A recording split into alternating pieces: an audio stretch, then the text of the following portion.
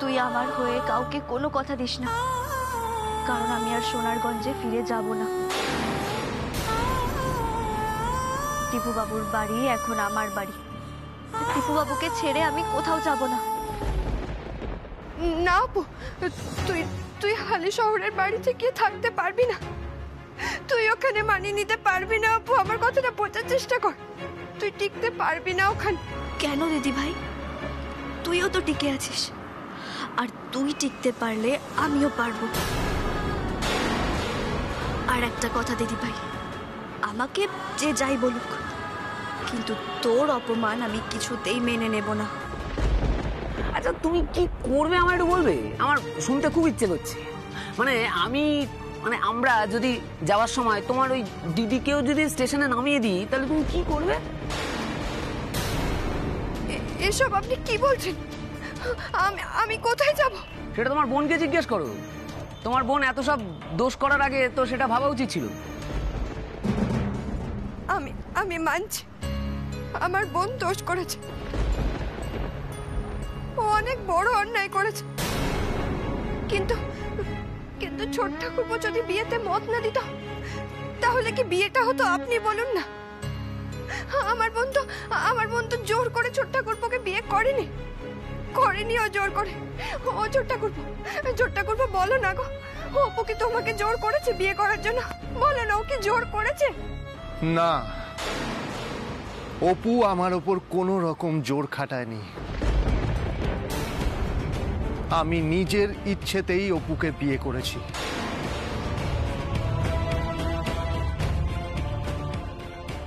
আমাদেরকে তুমি যা খুশি বোঝাতে পারো, যা খুশি বলতে পারো, কিন্তু মাকে কি বলবে? মাকে কি বোঝাবে? মা তো আর অপুকে মেনে নেবে না, আর বাড়িতেও ঢুকতে দেবে না। মায়ের সাথে আমাকে কথা বলতে হবে। গেছিলি তো কথা বলতে মার সঙ্গে? মা শুনেছে তোর কথা? জীবনেও শুনবে না। দরকার হলে আমি মায়ের সাথে আবার কথা বলবো। আমি এতক্ষণ তোমাদের সবার কথা শুনেছি, আর তারপরেও আমি একটাই কথা বলছি, অপু আমার বিবাহিতা স্ত্রী। ওকে আমি কোথাও ফেলে চলে যেতে পারি না। আমি আমার মায়ের সাথে আবার কথা বলবো।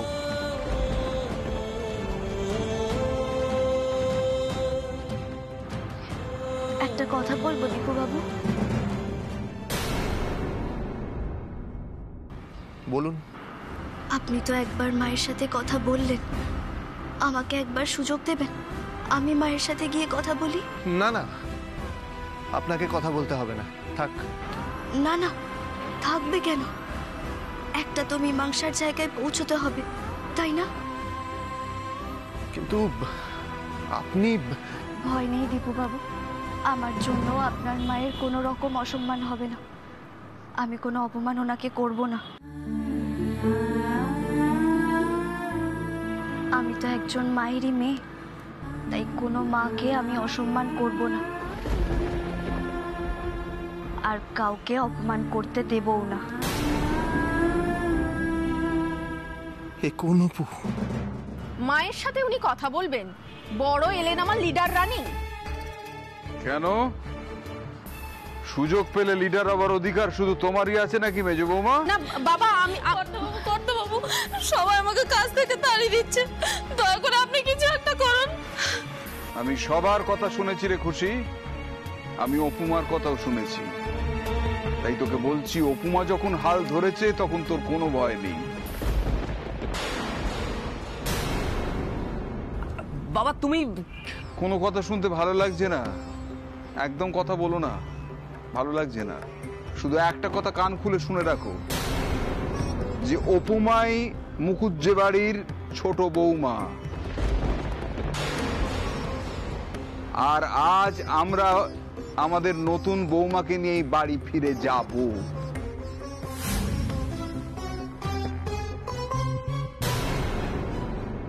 আর একটা কথা শুনে রাখো, খুশিকে কেউ খারাপ কথা বলবে না, কোনো ভয় দেখাবে না, এটা আমার হুকুম। সরি বাবা, আমি আজকে সবার সামনে এটা বলতে বাধ্য হচ্ছি যে একমাত্র ছোটবেলা থেকে তোমার লাইফে পেয়ে আশকারা পেয়ে দীপু আজকে এইরকম বার বেড়েছে। আজকে মার বিরুদ্ধে গিয়ে কথা বলছে। না, মায়ের বিরুদ্ধে দীপু যায়নি, আজও যায়নি, ভবিষ্যতেও যাবে না। মায়ের সঙ্গে ও অনবরত যোগাযোগ করার চেষ্টা করেছিল, দুর্ভাগ্যবশত যোগাযোগ করতে পারেনি। আর প্রশ্রয়ের কথা বলছো, আমার প্রশ্রয় বড় হয়েছিল বলেই দীপু আজ আমার মুখটা উজ্জ্বল করেছে, আমার সম্মান বাঁচিয়েছে, মুখুজ্জে বাড়ির সম্মান বাঁচিয়েছে, আমার গোটা ব্যবসাটাকে সে দাঁড় করিয়েছে, তাকে প্রসারিত করেছে। বুঝতে পারছো কথাটা কানে ঢুকলো? এই ব্যবসায় আমাদের কোনো কন্ট্রিবিউশন নেই, আমরা কিচ্ছু করিনি এই ব্যবসার জন্য। আমার ব্যবসাটাকে আমার ব্যবসা বলে মনে করো, নিজেদের ব্যবসা বলে মনে করো না। আর সেখান থেকে শুধু নিজেদের লাভের অঙ্কটা দেখো। চুলগুলো আমার বায়ুতে পাকিনি দৈপায়ন, অভিজ্ঞতায় পেকেছে, তাই আমি সব বুঝতে পারি। শোনো, ব্যবসাটা শুধু লাভের আর লোকসানের অঙ্কে চলে না, আর একটা অঙ্ক আছে, সেটা হচ্ছে আবেগের অঙ্ক। সেই আবেগের অঙ্কটা তোমরা কষতে জানো না, যেটা দীপু কষতে জানে। আমি অনেক দেখেছি আবেগের, ভালোবাসার অভাবে কত বড় বড় ব্যবসা অতলে তলিয়ে যাচ্ছে, কিন্তু দীপু তলিয়ে যেতে দেয়নি। দীপু আমার সৃষ্টি করা ব্যবসাকে ভালোবাসা দিয়ে, আবেগ দিয়ে বড় করেছে, প্রসারিত করেছে, জীবন্ত করেছে, আমার মুখটাকে উজ্জ্বল করেছে। যাক, আর কথা বাড়াতে চাই না, তুমি গাড়িতে গিয়ে বসো।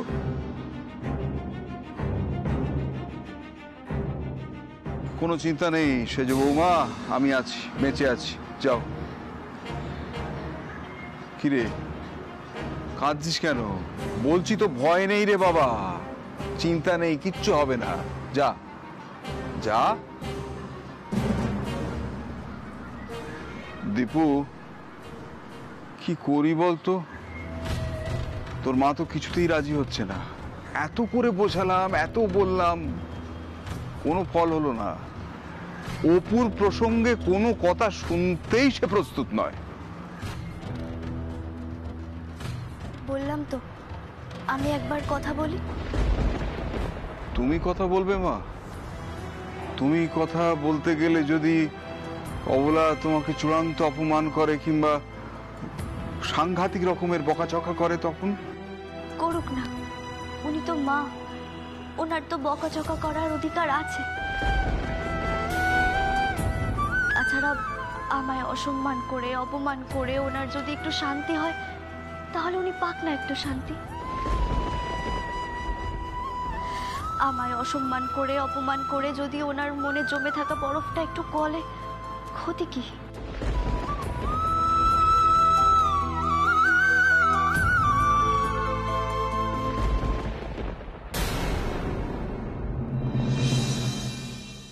বড় বৌমা, তুমি এখনো এখানে দাঁড়িয়ে আছো কেন? হ্যাঁ, বাড়িতে যাবে না নাকি পান মিষ্টি এখনো খাওয়া বাকি আছে? না না মাসিমণি, আমরা তো এক্ষুনি যাচ্ছিলাম, তাই না? হ্যাঁ, যাচ্ছি, আমরা এক্ষুনি যাচ্ছি, চলো চলো।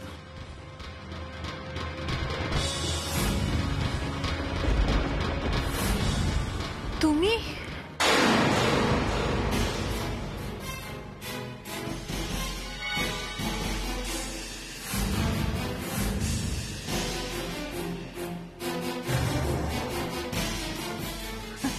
দেখ দিদি, বিহায়া মেয়েটা আবার চলে এসেছে। আচ্ছা তুমি কি ভেবেছো বলো তো? এরকম মায়া ভরা মুখ করে এসে এখানে দাঁড়াবে আর দিদি তোমায় মেনে নেবে? সেটা যদি তুমি ভেবে থাকো তাহলে একেবারে ভুল ভেবেছো। কিরে, তাই না দিদি? আমি আপনার সাথে কথা বলছি না আন্টি টু, আমি আপনার দিদির সাথে কথা বলতে চাই, সরাসরি একবার কথা বলতে চাই। কি কথা বলতে চাও তুমি? কি কথা বলতে চাও? দিদি তো বলেই দিয়েছে দিদি তোমায় মেনে নেবে না। হ্যাঁ, উনি সেটা বলেছেন, কিন্তু তার মানে তো এটা নয়, উনি তো এটা বলেননি। অপু, তুমি চলে যাও। শুনুন না, আপনি একবার মুখ ফুটে আমায় না বলে দিন, আমায় তাড়িয়ে দিন, বলে দিন চলে যেতে, আমি চলে যাব। শোনো, দিদি এখন কোনো কথা বলতে চায় না। কথা বলতে না চাইলেও একটিবার দয়া করে আমার কথাটুকু শুনতে হবে আপনাকে। আজব অবাধ্য মেয়ে তো। আচ্ছা দিদি চায় না তোমার সঙ্গে কথা বলতে, তবুও তুমি জোর করে কথা বলবে? না না, জোর করব কেন? জোর করার মতো অধিকার উনি এখনো আমায় দেননি। আমি শুধু একটিবার ওনার সাথে কথা বলতে চাই। আচ্ছা তুমি ভাবলে কি করে যে এরকম গোবেচারা মুখ করে তুমি এখানে এসে দাঁড়াবে আর আমরা গলে যাব? কি করে ভাবলে বলো তো? আমি কিন্তু আপনার সাথে কথা বলছি না আন্টিটু। আর কতবার এক কথা বলবো বলুন তো? তুমি আমার মুখে মুখে তর্ক করছো? না না, আমি শুধু একবার ওনার সাথে কথা বলতে চাই। আর আপনি তো আমায় কথাই বলতে দিচ্ছেন না, বারবার বাধা দিচ্ছেন। তুমি কি কথা বলবে, কি কথা বলবে দিদির সঙ্গে শুনি?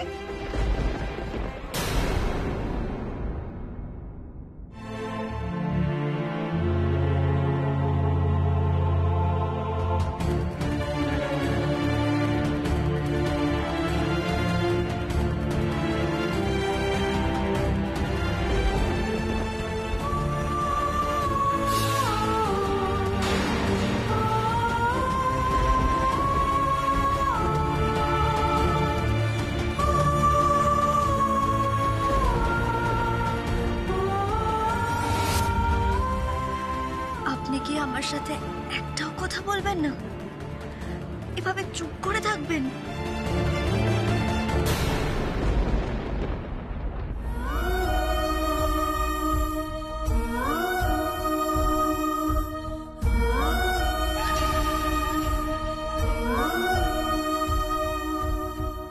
কি নিল তো?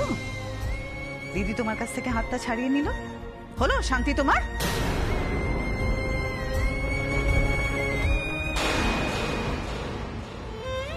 হাত ছাড়িয়ে নিলেই তো হবে না। আমি আবার ওনার হাত ধরবো। ওনাকে যে আমার সাথে কথা বলতেই হবে, সেটা যে খুব প্রয়োজন। ওনাকে যে এটা বুঝতেই হবে, আমি যা করেছি মুখার্জি বাড়ির ভালোর জন্য করেছি, দীপু বাবুর ভালোর জন্য করেছি। সেই মুহূর্তে আমার মাথায় যা এসেছে আমি সেটাই করেছি। আর আপনি তো দীপু বাবুর মা, আমার থেকে বেশি ওনার ভালো মন্দর কথা তো আপনি বুঝবেন। দয়া করে আপনি একবার নিজেকে আমার জায়গায় দাঁড় করিয়ে দেখুন। দয়া করে একটিবারের জন্য হলেও ভাবুন, দীপু বাবুর মতো মানুষ হালি শহরের সবার কাছে হাসি ঠাট্টার পাত্র হয়ে উঠছে, ব্যঙ্গের পাত্র হয়ে উঠছে। দীপু বাবুর এই অপমান আপনি সহ্য করতে পারতেন তো?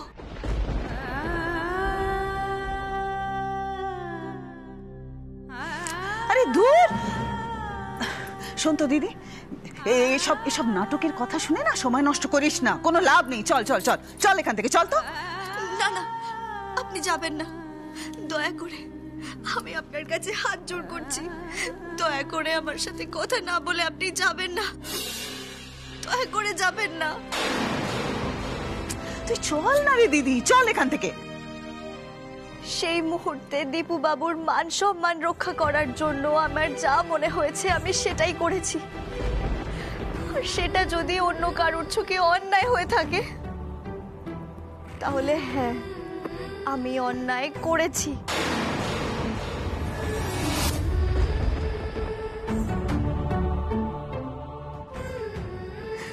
এই মুখার্জি বাড়ির সম্মান রক্ষা করার জন্য আমি বউ সেজে চলে এসেছি। সেটা যদি আমার দোষ হয়, আমি দোষ করেছি। নেকা, মুখার্জি বাড়ির মান সম্মানের কথা তোমাকে কে ভাবতে বলেছে? হ্যাঁ, তোমাকে কে ভাবতে বলেছে? নাকি প্রথম দিন থেকেই দিদির শ্বশুর বাড়িকে নিজের শ্বশুর বাড়ি বলে ভাবতে শুরু করেছিলে, তাই না? না না, আমি দিদি ভাইয়ের শ্বশুর বাড়িকে নিজের শ্বশুর বাড়ি কোনোদিনই ভাবিনি। কিন্তু বাবা বলতেন, দিদি ভাইয়ের শ্বশুর বাড়ি মানে আমাদের পরম আত্মীয়ের বাড়ি।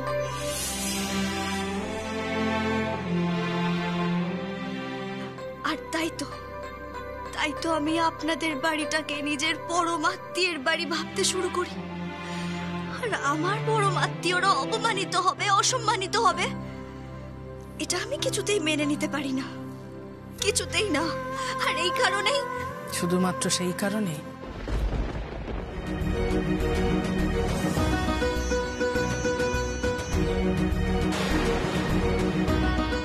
আরো একটা কারণ আছে।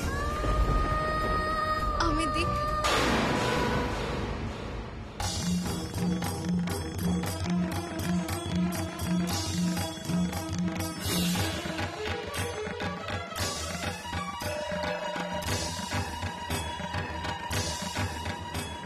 না, আছে আছে, আসল কারণ হচ্ছে বড়লোক বাড়ির বউ হওয়া। ভালো থাকা, ভালো পড়া, ভালো খাওয়া, আমরা সবাই সবাই সবটা বুঝতে পারছি, শুধু বেচারা দীপুই বুঝতে পারছে না।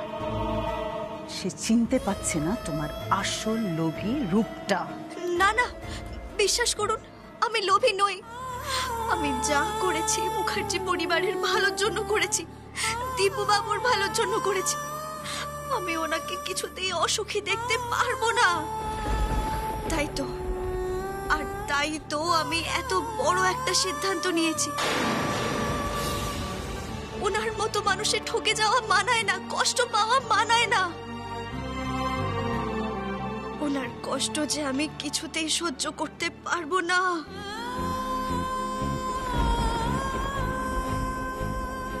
দীপু বাবুর মতো ভালো মানুষকে নিয়ে সবাই হাসাহাসি করবে, ঠাট্টা করবে, বিয়ের আসর থেকে বউ পালিয়ে গেছে এই সমস্ত কথা বলে অপমান করবে।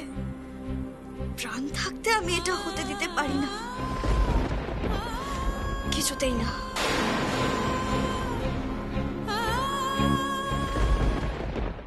আমি মানছি আমি হয়তো দোষ করেছি, কিন্তু বিশ্বাস করুন সেই মুহূর্তে আমার মাথায় আর কিচ্ছু আসেনি। কিন্তু আমি তখন দোষ করে ফেলেছি, কি করব বলে দিন? একদম চুপ করে থাকবে দিদি। দিদি তোমায় সহ্য করতে পারছে না, তুমি বুঝতে পারছো না? তাহলে দিন না, আমাকে শাস্তি দিন। যা শাস্তি দেবেন আমি মাথা পেতে নেব। শুধু আপনার সংসারে একটু জায়গা দিন, একটু আশ্রয় দিন, আমি তাড়িয়ে দেবেন না। শোনো মেয়ে, দিদির অমন সুন্দর সাজানো সংসারে তোমার মতন উড়নচণ্ডী মেয়ে কিছুতেই নিজেকে খাপ খাইয়ে নিতে পারবে না। কি রে, তাই না রে দিদি, বল? না না, আমি আপনাদের সংসারের সব নিয়মের সাথে নিজেকে মানিয়ে গুছিয়ে নেব। বিশ্বাস করুন, আমি দীপু বাবুকে কথা দিয়েছি, আমি আপনার মুখে মুখে কোনো কথা বলবো না। আর আমি কোনো স্বপ্নও দেখব না, কথা দিচ্ছি।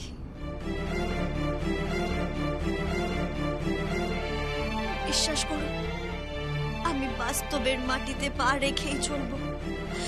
আপনার বাড়ির অন্য বউরা যেভাবে থাকে আমিও সেভাবেই থাকবো, সব নিয়ম পালন করব। সব মিথ্যে কথা। একবার ওকে বউ হিসেবে মেনে নিয়ে বাড়িতে তুললেই বাস, ও আসল মূর্তি ধারণ করবে। না না, আমি এসব কিচ্ছু করব না। আমি আজ এখানে দাঁড়িয়ে আপনাকে যে কথাগুলো বলছি আমি সবটা পালন করব, বিশ্বাস করুন। এই আমি আপনার পা ছুঁয়ে কথা দিচ্ছি।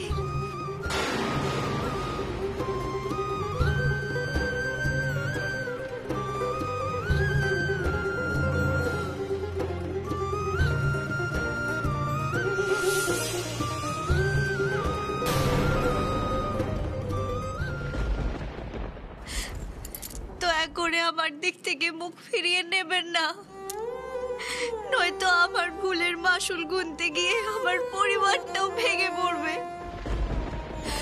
আমার পরিবারের সবাই লজ্জায় আর মাথা তুলে দাঁড়াতেই পারবে না।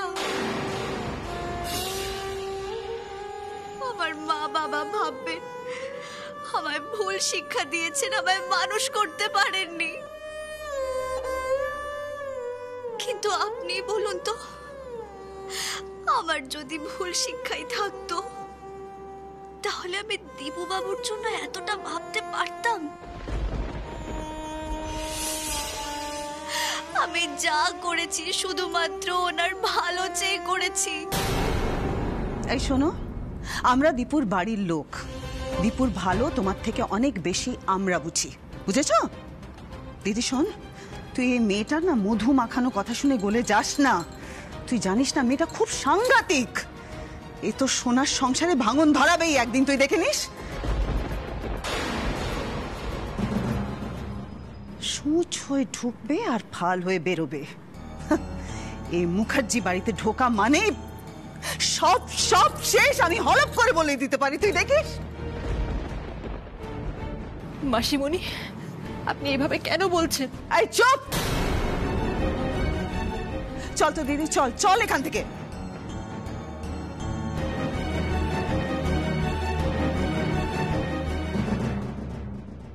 দিদি তুই ওর দিকে তাকাস না, তাকাস না ওর দিকে।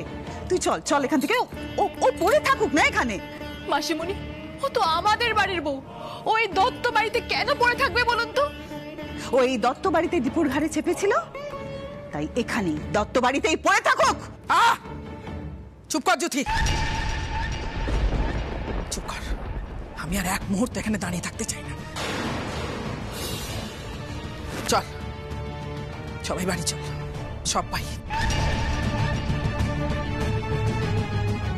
আর এই মেয়েটাকে এখান থেকে নিয়ে চল।